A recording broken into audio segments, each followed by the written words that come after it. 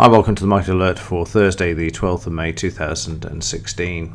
So kicking off with yesterday's session, we had a buy signal that failed. The market didn't continue to follow through, and we see the market stopped out for a 24-point loss on the initial trade. The second trade is not really valid. We're waiting for the high impact crude oil inventory figures. They were released at 3:30.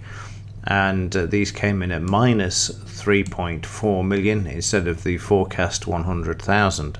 Now, minus 3.4 million should be good news for the stock market, and it was initially. You can see prices being moved higher, and then all of a sudden the game changed and prices moved lower. So we've got the opposite of what we normally get. We normally have a oversupply of crude oil. We have for the last goodness knows how many months, and we then see the price of crude drop, and then the stock market move higher. So we've got the opposite effect now. We've got positive demand for crude oil, if you're to believe the figures, that is, of course, and then we're getting the opposite. So we're very strange.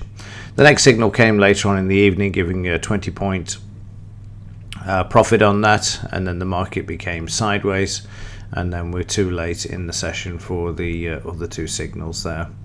In the daily chart, so you can see the market reversing yesterday, and they're attempting to bring this market back up already on the overnight. So we'll see how things pan out there.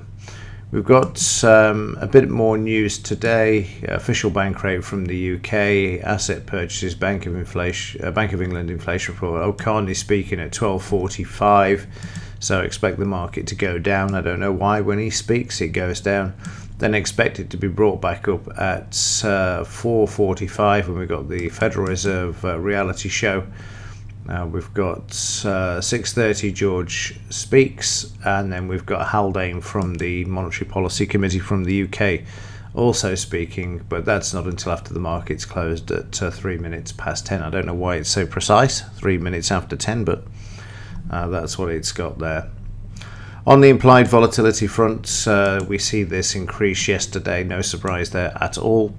And again, this is now starting to show signs that we're going to get some sort of movement in the Dow and the underlying market to the downside. And just to keep this in mind as well, there's a bit of pressure from the Far East. The Hang Seng is actually, not the Hang Seng, sorry, the Shanghai market is also, we just go to 1 month, you can see now it's back below the magical 3,000. We look at that on a yearly basis, you can see trillions have been thrown at this market from last year, from January, when the market actually dropped below 3,000. They attempted to bring it back, but now we're back below this as well. So keep an eye on the Far East as well. This could start to create a lot more pressure for the Dow and the Western markets once again.